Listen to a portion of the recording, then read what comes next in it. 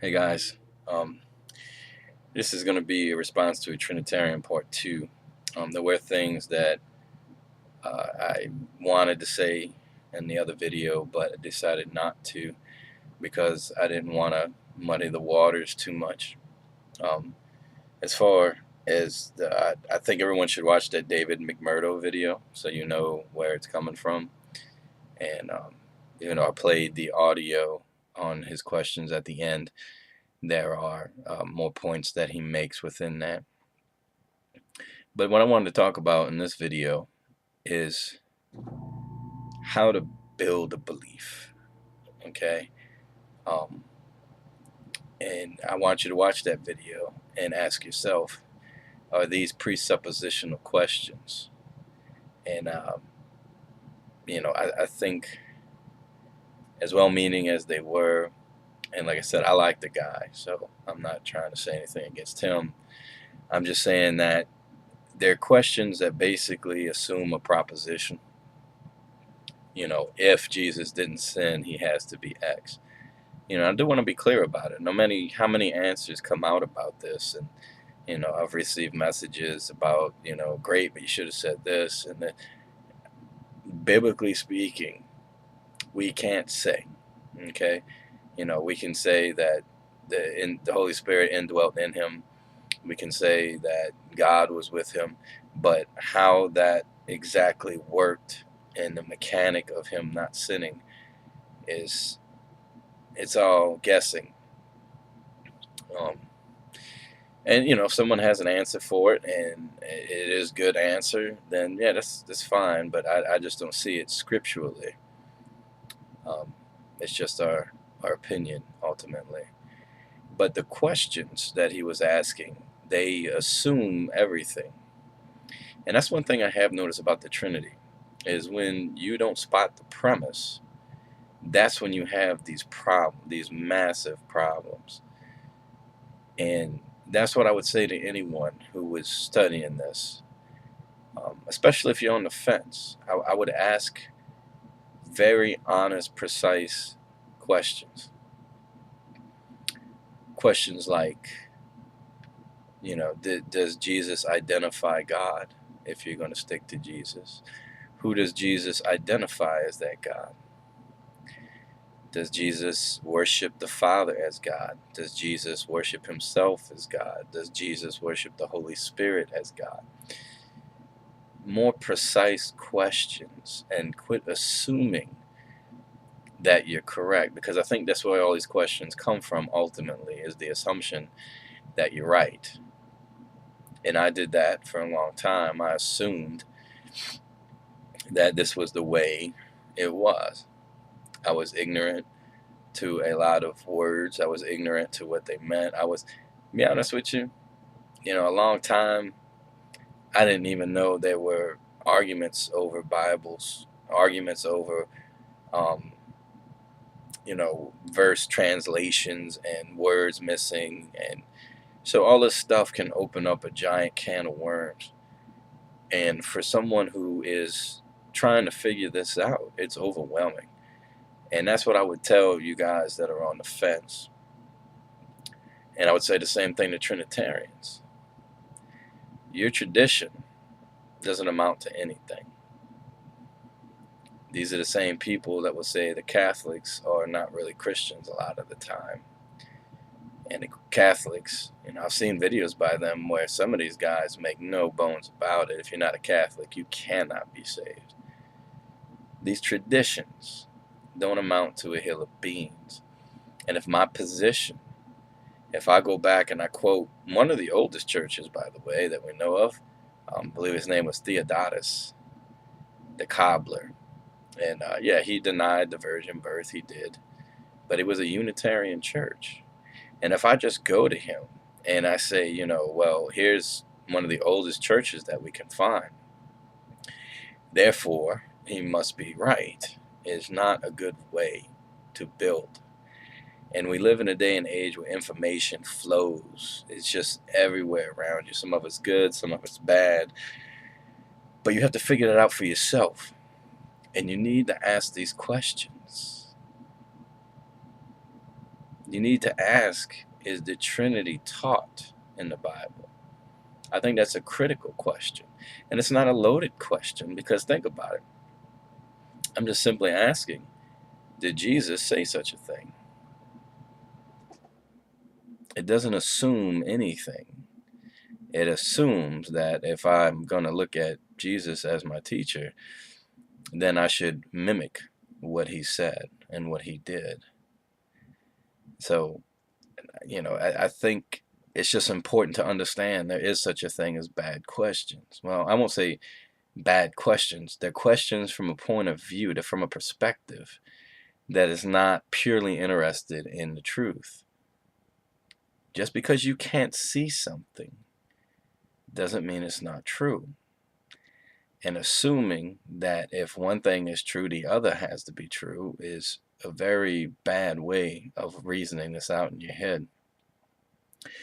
So, ask the right questions. Because I think, which question is more powerful? Why didn't Jesus sin? Or is there a triune God mentioned in the Bible? Which one seems more into the point of the truth? Because ultimately, you can't answer that. I don't think you can honestly answer why Jesus didn't sin in either scenario. But we can answer if there was a Trinity taught in the Bible. If there was such a verse that pointed out something like that. If we were told to worship the God in the triune nature. We have to ask if there were prior understandings of the Holy Spirit before the Western Church got a hold of it. Go to the Council of Nicaea. The Trinity was not passed there. So you do have to ask a question at that point.